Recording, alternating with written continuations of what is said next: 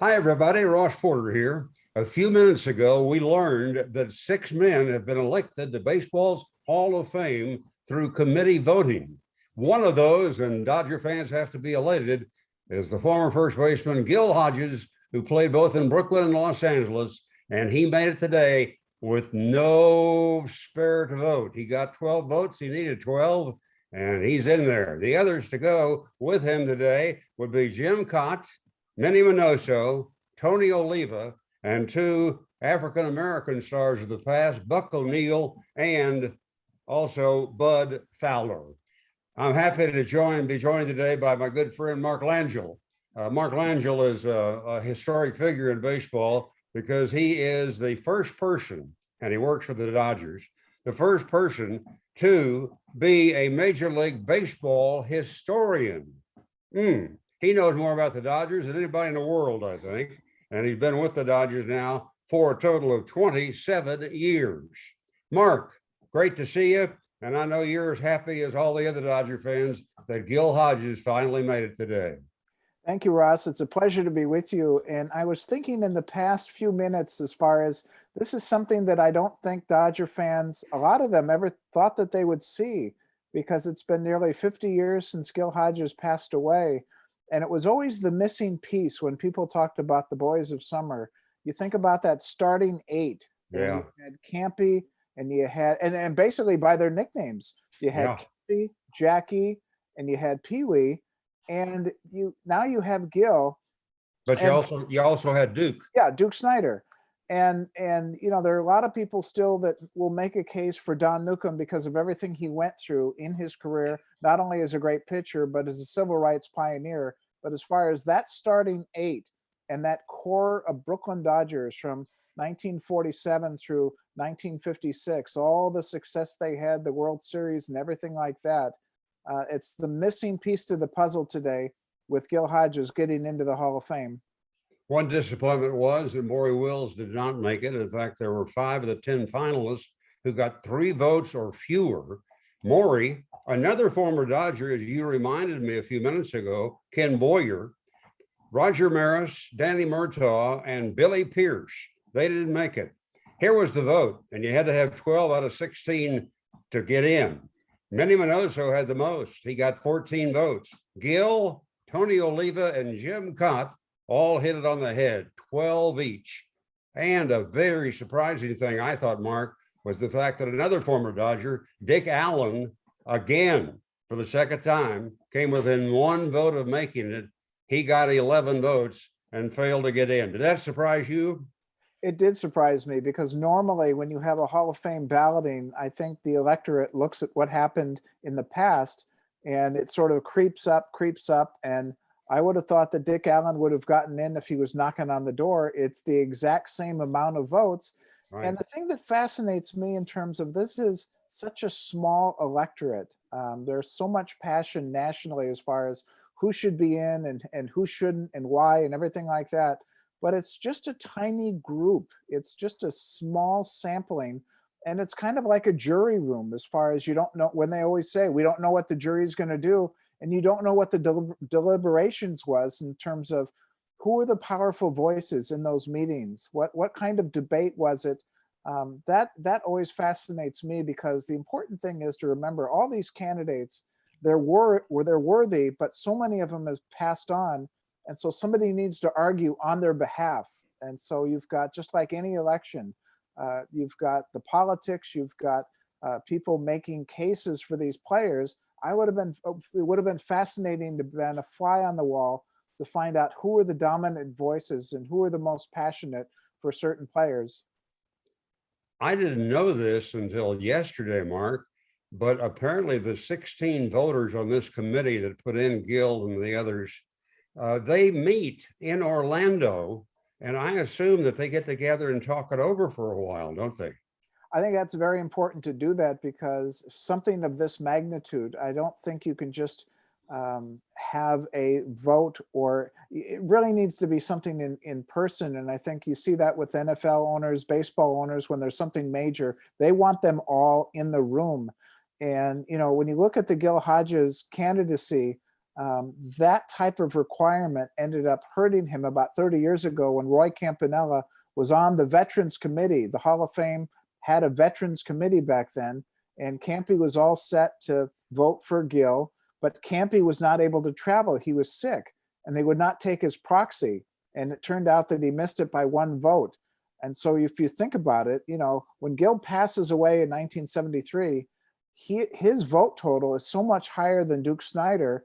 And you can just sort of see like a seesaw. As the years go by, Gill's not there and Duke is a broadcaster, and you can just sort of see it change like this.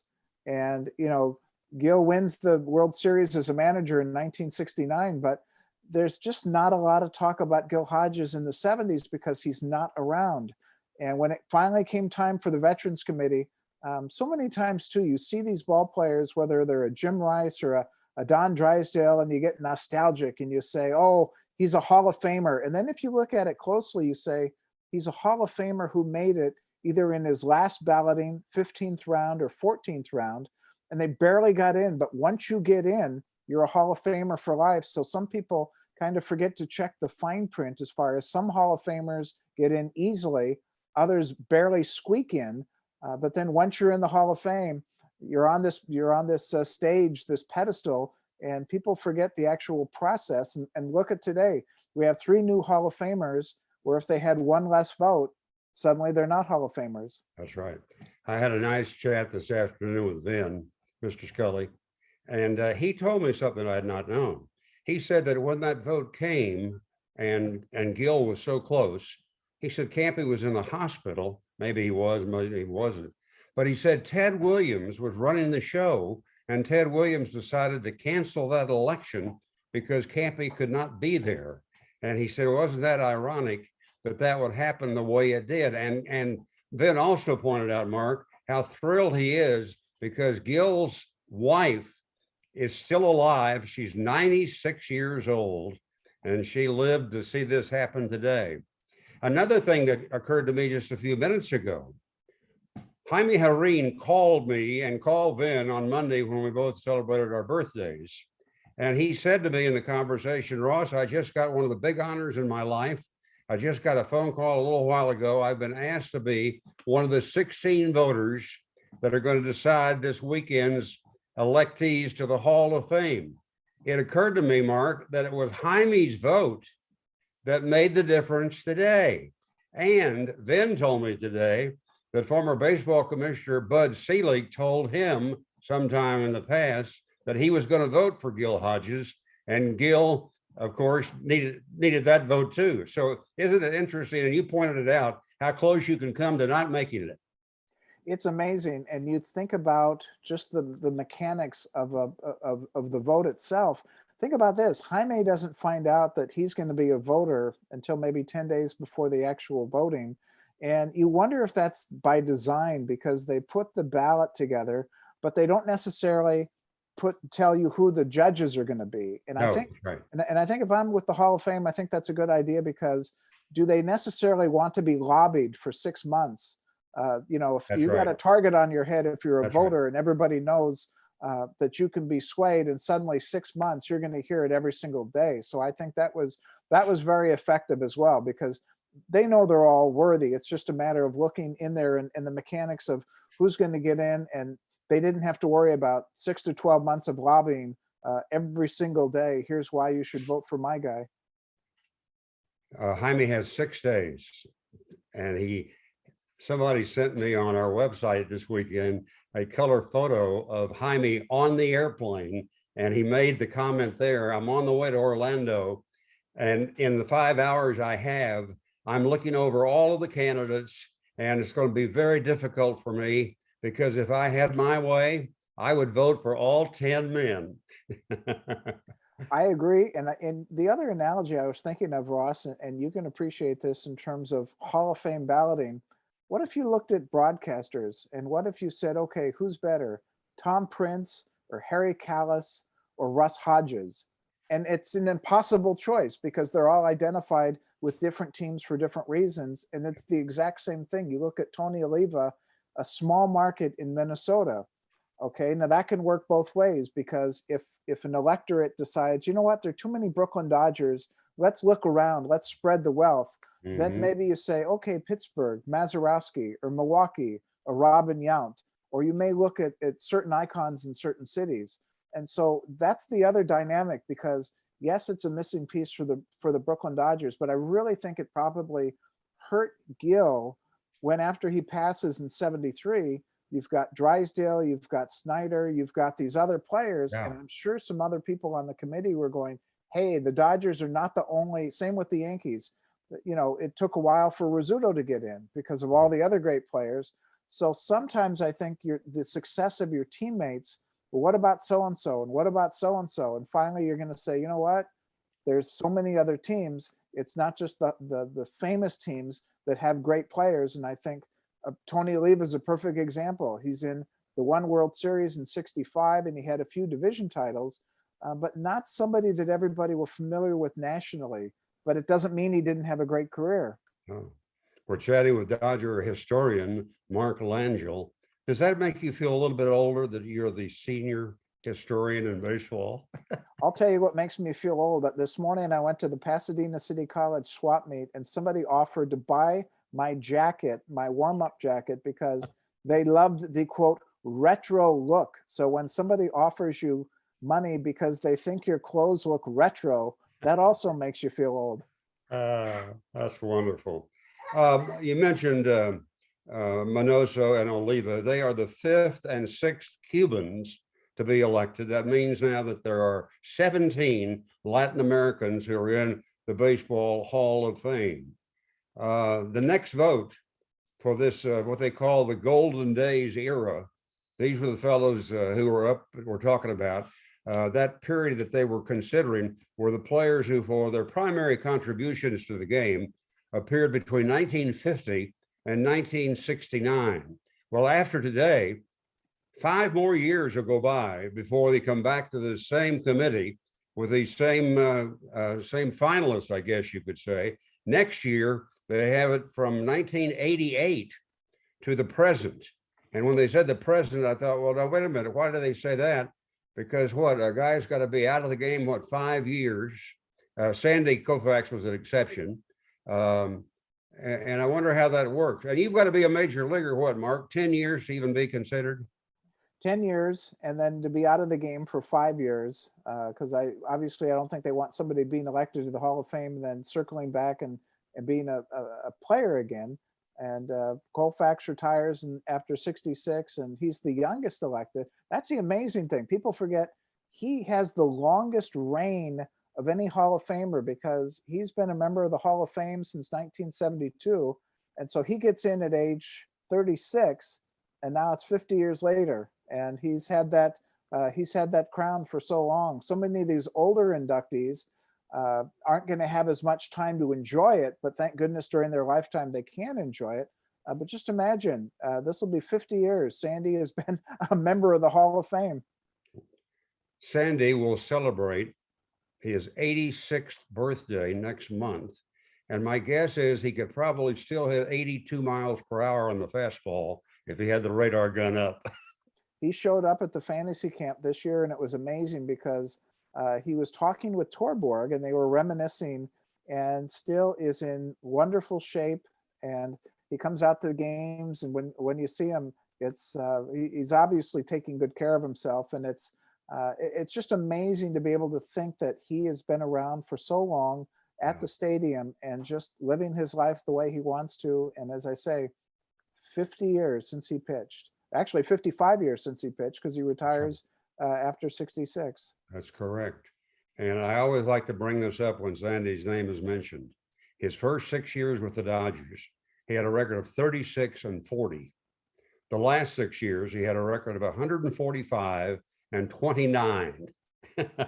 And you talk about Jaime Jarrin, and one of my favorite bits of trivia is Sandy Koufax made his major league debut June the 24th, 1955 at Ebbets Field. That exact same day was Jaime Jarrin's first day in the United States. And they both end up members of the Baseball Hall of Fame together. I think Jaime was, what, 19 when he came from Ecuador? Yep. Yep. And he is about to embark upon, in a few months, his 64th season as the Dodger Spanish Network announcer. This will be his final year. And of course, Vin went 67. So that's unbelievable. And it's just mind boggling to think of that, those two guys. They were pretty good though, weren't they? Oh, absolutely. And to think that Jaime now has been there ever since Dodger Stadium opened, because the stadium is now the third oldest in the major leagues. And to be able to think that Jaime has been behind the mic since 1962 at Dodger Stadium, he's now the one that's seen it all. Yeah. Let's talk a little bit about the future. My number one candidate to get in the Hall of Fame, now that Gill Hodges is in, I was so happy to see him go in with the rest of the All-Stars from the Dodgers. I think Tommy John should be there.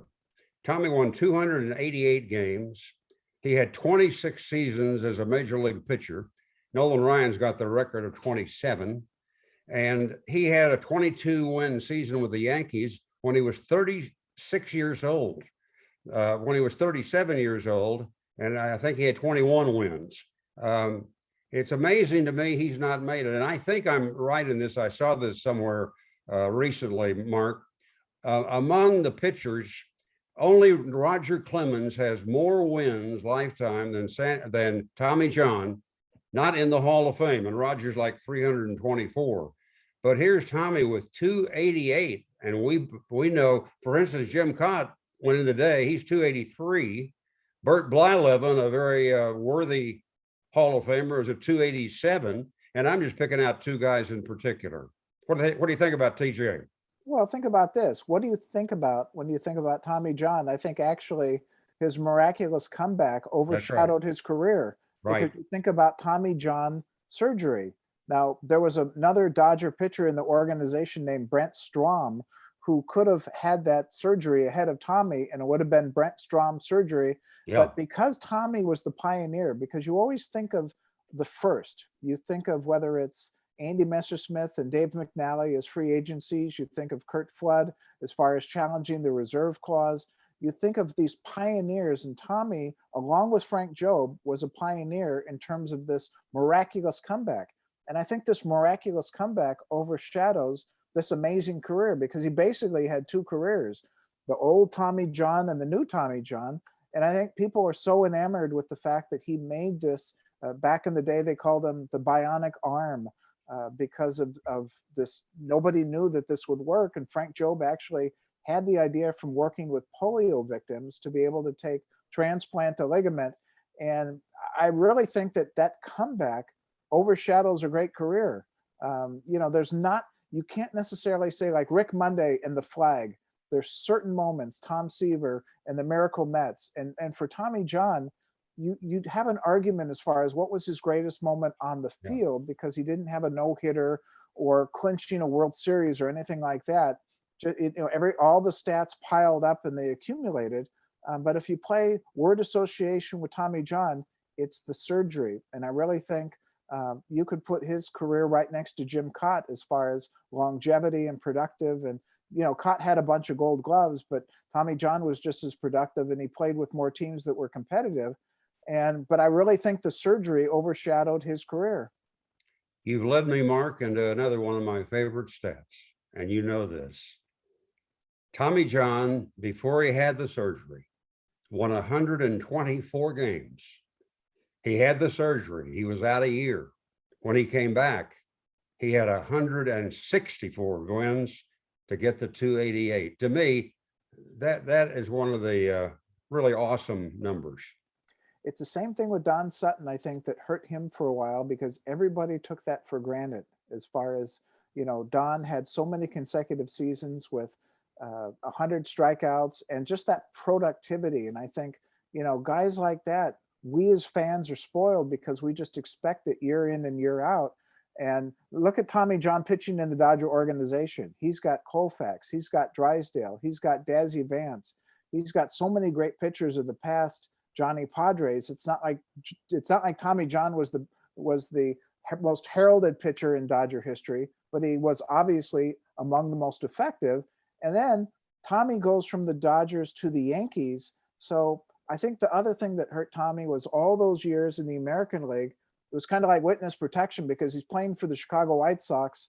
And if you're not in the World Series, you're not on the radar. So not very many people remember Tommy John as an effective pitcher, a serviceable pitcher in the 1960s, but not somebody that you would put in the same category of a Dean Chance or somebody that was dominating the American League at that time. And when you think about it, and here's another irony of the day, Tommy John was traded for Dick Allen. Yep, absolutely. An amazing trade, how that worked out. Dick Allen spending 1 year with the Dodgers, led them 23 home runs and 90 RBI. And at the end of the year, they needed pitching, just like, and it reminded me of the Frank Howard trade because Frank Howard and the power, and they needed a left-handed pitcher, and they get Claude Osteen. Same thing. They had the power in Dick Allen, but they knew they needed pitching. And so the same thing, they traded power for left-handed pitching. And in both cases, it worked out. Someone wrote me recently, Mark, and said, I've never understood why they call it Tommy John surgery. They should call it Frank Joe surgery. And the thing I loved was the line that Tommy John told Frank Jobe, quote, "Make something up." And that was his marching orders. And the brilliance of Frank Jobe, and obviously, and you know him, Ross, he wouldn't have wanted it to be Frank Jobe surgery. He was just as low key as could be. And just like when Oral Hershiser had the surgery, and Frank Jobe saved Oral's career.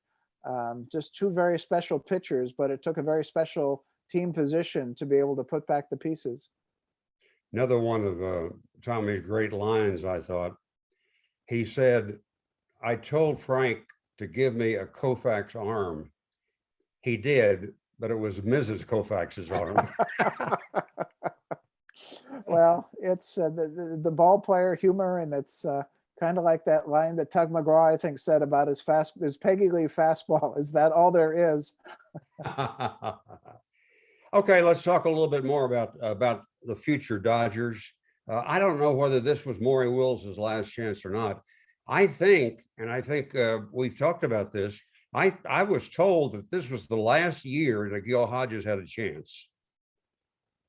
Well, I think never say never, because I think there's so many candidates. And think about this, it took Gil Hodges 50 years, and you look at some of the other candidates who weren't even on the radar 20 years ago. And I think it's wonderful that somebody like Buck O'Neill, suddenly somebody rediscovers his career, rediscovers his contributions to baseball. And that's the funny thing too, what time does, because you look at a Marvin Miller, and in the 1970s, you wouldn't have been romantic saying, here's a candidate for the Hall of Fame because he's in the middle of that labor situation. But suddenly afterwards, you have that perspective and say, you know what? Yeah, he was a pioneer. And it's the same with some other people, even Curt Flood having consideration. And I think you have to put a big, giant asterisk anyway on any Hall of Famer who played before 1947, because what happened? You had the color line. And so you did not have integration. So that's why rediscovering all these other great players of the past, I don't think you can say never with any candidate, because it's always worth another look. And as I said earlier, you look at Don Newcombe, and not only did he lose 2 years to Army service, but he had to wait his turn, because first it's Jackie in 1947, Campy in 1948, and then Don comes along in 1949. Don might have been able to pitch in 1947, but Branch Rickey had a plan to be able to integrate. And so maybe that's a year or two that he also lost. And so I think you have to look at the overall picture in terms of Newcombe's stats, but then think of everything that he went through in the minor leagues and in the major leagues. It wasn't an even playing field. You look at it now, everybody plays the game, but you're going to really have to study Newcombe and other players as far as what kind of pressures did they have, and not just pull out a sheet and look at some statistics without seeing mitigating circumstances as far as some of these candidates and how they were able to perform in that era of our country. Don Newcombe was the first Cy Young Award winner in baseball. 1956, he won 27 games. He was also Rookie of the Year. And he used to say to me, I think he had one other accolade. I'm forgetting what it is. You'd probably pick up on it. He was He said, I'm the MVP, only man. I'm the only man to have 3 honors, and I should be in the Hall of Fame just because of that. MVP, Cy Young Award, and the league most valuable player. So rookie of the year, MVP, and the Cy Young, the 3 major awards. And think about this too. As far as Don having a moment, first World Series, Tommy Hendrick, he pitches the 9 scoreless innings. Hendrick hits the homer in the 10th. So the Dodgers don't support him offensively in 49. 51, he helps the Dodgers almost to the pennant. He leads with a lead, and then the bullpen gives it up. Branca gives up the home run, but how history would have changed maybe if, Branca gets the save, and let's say Newcombe is the World Series hero in 1951 against the Yankees. Totally changes the narrative if Don Newcombe is the 1951 World Series MVP. So little moments like that. And I think too, so much of use, the 27 wins that you talked about in 1956, he'd start both games of a doubleheader. Pitchers Right. were used differently. And you look at some of the other pitchers on that Dodger staff, they weren't the workhorse that Newcombe was. And so that's why when I said that Hodges was the missing piece to the starting 8, I think there's always going to be a case, just like Wills, just like Garvey, just like others that are so-called on the fringe, like we saw today with the election. There's always a chance that if it's a small group of 16 meeting in a room to decide who's going to be in the Hall of Fame, who knows what's going to impress those 16 voters. Newcombe always loved to talk about the day that he started both games of a doubleheader. It was against the Phillies. He beat him in the first game, I think 2-1. Bert Schotten was the manager. And Schotten went out and said to him and congratulated him for the win, said, "Big fella, you look like you could continue." And Nuke said, "I could. I can do it." He said, "You're kidding." No, he said, "Yeah, I feel great, Bert. Let me go." He pitched the second game, and I think he went out trailing 2-1 in the 8th inning. Yeah. And as the Dodgers, I think, rallied and won the game 3-2, but he wasn't the winning pitcher. But think of that today. I think Wilbur Wood tried that one time, and he was the last guy to do it. Well, and Wilbur Wood, it'd be easier with him with the knuckleball, and Newcombe is throwing the gas. Yeah. It really, you look at a Newcombe career, and as I say, the things that he went through, he's the one ball player. He was talking about what it was like early, and just imagine. I mean, we forget about this now in terms of history, but it's unimaginable. But back in the day, in the late 40s, early 50s, certain cities not allowing integration in their hotels, and Yeah. so black ball players having to stay elsewhere. And Newcombe was telling me a story. We did like a 2-hour sit down for cameras, and he told the story about having to stay away from the team in a private residence or a different hotel. And he was talking about having to wet down the sheets because it was so hot and there was no air conditioning. And at some point he looked at me. He's not telling the story anymore. He's looking at me. And he said, somebody could have said something about it. Somebody could have spoken up. And he still had that pain in his voice and the emotion.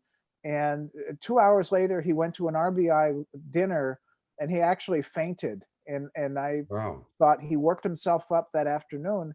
And I really think that's the important thing. When you look at baseball history, it's not just stats. There's always other details about what somebody's gone through, whether it's Tommy John and his surgery, whether it's the prejudice and the social barriers that were there in the 40s, the 50s, and even in the 60s. Spring training in Florida was still going on. That's so much more important. And so that's why when you're looking at these candidates and researching, I think it's important too, not just to be able to say if a guy's a Hall of Famer, but in a case of Dick Allen and others, it gives fans a chance to appreciate their careers and to be able to rediscover these great players and know why they're great. And I think that's the important thing too. And the thing that I love and the thing that really brings me joy is to see the passion that people have when they're talking about who should be in the Hall of Fame, and people arguing and people bringing out their stats and everything like that, because the worst thing you can have is indifference, people not caring about who's in the Hall of Fame. And it still means so much to so many people. And I think that's what's so great. I love to hear that debate because that just means that so many people care, and these ball players touch the lives of so many people. I just had a phone call before we went on with a gentleman named Bob Case, who was the Angels clubhouse attendant in the early 1960s, lifelong friends with Tony Oliva. And I've known Bob Case 20 years. I've never heard him cry on the phone. And he said he was just so happy because his friend got into the Hall of Fame. And that's the emotion. That's the important thing. That's what I love most of all, because we're all fans and we all have our favorites. And it's very important for these ball players to know not only that they're not forgotten, but they're appreciated. And I think these borderline Hall of Fame candidates have to feel the appreciation when they have, whether it's club officials or fans or other people, lobby on their behalf and say, yes, my guy belongs in the Hall of Fame, and here's why. Mark, I got the same feeling talking to Vin about Gill Hodges. It was almost like it was a personal triumph for him to see him finally get in, because Vin has been his champion for years, to go in with Campy and Pee Wee and Jackie and Duke. And it was finally this afternoon realized for him. He's probably the happiest man other than Mrs. Hodges and Gil Jr. of anybody right now, I think. There is another person that is just as happy, and he's 93 years old, living in Carl Erskine. Indiana, and he had that twinkle in his eye, and he was doing this about an hour ago. Somebody took a picture, and the gleam in his eye, and you would have thought he had just struck out 14 Yankees in the World Series, or watched Johnny Padres shut out the Yankees in game 7 in 55, because he had that twinkle, and he was just so happy for his teammate that Gil finally got in. I'm going to add a year to your summation there. Carl is 94. He'll be 95 in 2 weeks. And he's been married 75 years to Betty. Wow. Time flies. But he looks like he's 93. He looks like he's 93. He's a spring chicken. He's terrific. I interviewed him on this website, and also have him playing the harmonica, which he loves. And he's an amazing person, and I'm just so happy he was able to see this just as well. Because just what you say, to the Hodges family, and I remember Vinny's line years ago, and he just was staring out in the booth, and he just said it just in general. He said, I have no idea why Gil is not in the Hall of Fame. And to see that look on his face, now there's some closure for Vinny just as well. He said that Gil Hodges, to his recollection, was probably the only Brooklyn Dodger never to be booed by his home fans at Ebbets Field in Brooklyn. He was that kind of a hero. But you know this, Mark. I think Gil Hodges is just as well known as being a gentleman and a man of great character than he is as a ball player. Well, you're exactly right, because there's a certain way to go about your business, and Gil Hodges never embarrassed the Dodgers, never embarrassed himself as a manager. And the other thing that Gil never talked about was his decorated war career. That's right. He, the Bronze Star and the Battle of the Bulge and everything like that. And with that the is Marines. just, he a Marine, a decorated Marine who never talked about those military accomplishments. And you think about the combination, and I'm sure he passes away 2 days before his 48th birthday and had a problem with smoking. And you've got to believe that everything that he went through in his younger years in the military, just keeping that all in. Jackie passes away at a young age at 53. Everything that he had gone through as far as the turbulence in his life. And I think it's the same with Gil. He never talked about what he did in the war, maybe a few letters here and there home.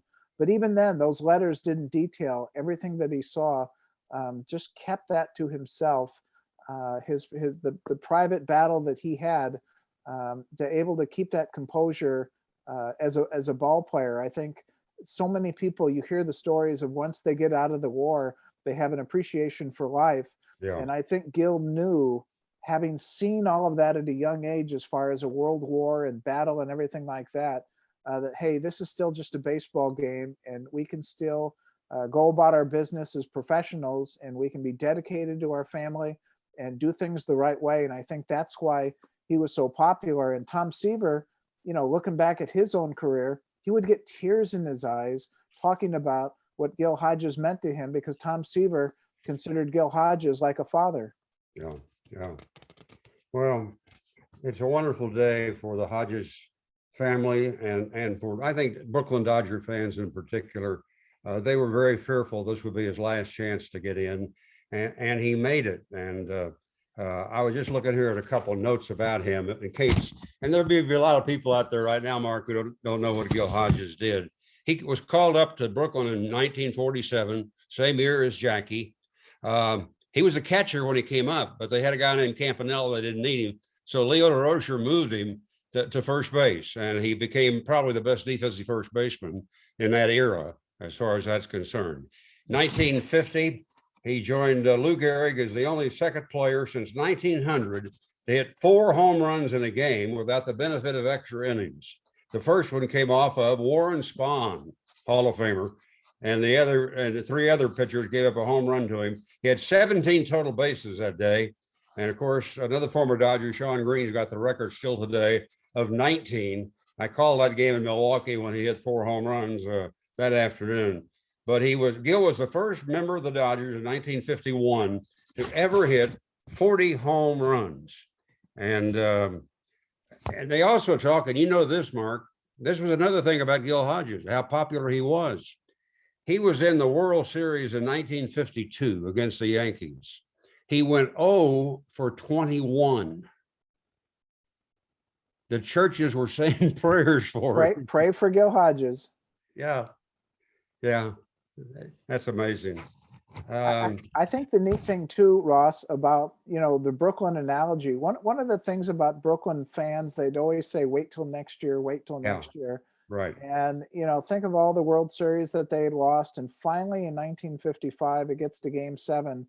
And it's amazing because Johnny Padres is up 2-0. It's the 9th inning, 2 outs. Elston Howard hits a grounder to Pee Wee Reese, and he throws to Gill Hodges. And I think you can sort of make that analogy that, you know, all these years later, that catch that Gill Hodges made was the invitation to the Hall of Fame. And everything that he waited for as a player, posthumously in the spirit and the family, I think you can put that right next to Game 7 in 1955, as far as nobody ever thought that the Brooklyn Dodgers would ever win a World Series, or they, in their minds, they couldn't picture it. And I really think that Gill Hodges fans, so many of them were so hopeful that it would happen, but they still had to see it to believe it. And I'm sure that there was it took their breath away, where it was like, wow, did this just happen? He's in the Hall of Fame. It's been 50 years. He's finally in. The final score in Game 7 that year was 2-0. Who drove in both runs? Gill Hodges. Yep. 4th inning RBI single, 6th inning sacrifice fly. That's right. He set in 57, he set the National League record for career grand slams with 14. He was the last player in a Dodger uniform to come up with a run in Brooklyn. He did it at Evans Field. Came out here, and I didn't realize he had such a good year in 59 when they won the World Championship, Mark. He had 25 home runs that year. And then in the World Series against the White Sox, he hit 391. Yep. It had a home run to win Game 4, and the Dodgers won it in 6 games. And so he did very well here. I knew about the Brooklyn days. Yeah, but you know, think about the LA days, because you've got Campy Knight, you've got Larry Sherry with the 2 wins and the 2 saves, you've got the moonshots. And so the nature of the Wally Moon home runs actually overshadows Gill, because Gill, just like in Brooklyn, is quietly doing his job. And you've got some other personalities that are going ahead, because Gill wasn't the zany type. He wasn't, you didn't see him get into fights. You didn't see him, you know, all the famous Dodgers. I can't think of a Gill nickname. It's just Gill Hodges. It wasn't gregarious Gill or anything poetic. It's just simply Gill Hodges. Yeah. Mark, anything else you want to add to this special day? I think it's just a great opportunity to just celebrate the Dodger history and to go back. And I think fans should just look at all those Dodger Hall of Famers and just savor just how great they were and just how amazing the times have been in this franchise. And really, you have to think about Maury Wills too, because you just can't say, hey, it's all about Gil. Maury is right there, and we could have easily been talking about Maury if there had been Yeah. a few more votes. And Maury easily revolutionized the game with his speed. And the balloting today by no means diminishes his career. So I think it's also important to go back and look at the contributions of Maury Wills, the amazing career that he had, 104 stolen bases. I think it's important to look at Dick Allen, a former Dodger, Ken Boyer, a former Dodger, and what you said, Tommy John, in terms of everything that he's done. I think once you get to a certain point and the guy gets into a Hall of Fame, you sort of forget the details. And I think it's just as important today to celebrate the career of Maury Wills, because there's only a small people in the room, and Maury Wills could have easily been elected as well, and it wouldn't have surprised me. Well, Maury is 89 years old right now. He's living in Arizona. I'm sure it was a very disappointing day for him, but as you say, he did revolutionize, and he really revived the stolen base in history. You know what surprised me? I looked that up when I was about to talk to Maury. Do you know where he stands today on the all-time stolen base career list? He's got 586. 586. He is 20th. Yeah. 20th on the list. Boy, that's what happens when time flies, isn't it? Well, one of my favorite Maury Wills notes is the only reason that he was brought up to the Dodgers in 1959 is Buzzy Bavasi was standing by the batting cage in early June, and he happened to look at Don Zimmer's shoe, and there was a hole in Don Zimmer's shoe. And Buzzy knew that the Dodgers didn't have secondhand equipment, or a problem with clothing their players, and so he realized that he had cut that hole for a reason, and Zim was hiding a broken toe. And that's the only reason that Zim went on the disabled list, because Buzzy realized that he was trying to play with a broken toe. They called AAA for Bob Lillis, and the manager says, why would you want Bob Lillis? Because Maury Wills is the better player. And that's Bobby Bragan, once again, sticking up for Maury Wills, because he's the one that helped him teach the switch hitting. But just imagine that the whole career, the whole arc of his career changes because Bobby Bragan sees something in a left-handed swing just by chance in batting practice in '58, and then Zimmer has the shoe problem. And then the other thing that people don't realize: do you realize where Maury Wills was in spring training of 1959? I was about to say Maury Wills spent 8 years in the minor leagues because the Dodgers didn't need a shortstop. They had a guy named Pee Wee Reese who was going to the Hall of Fame.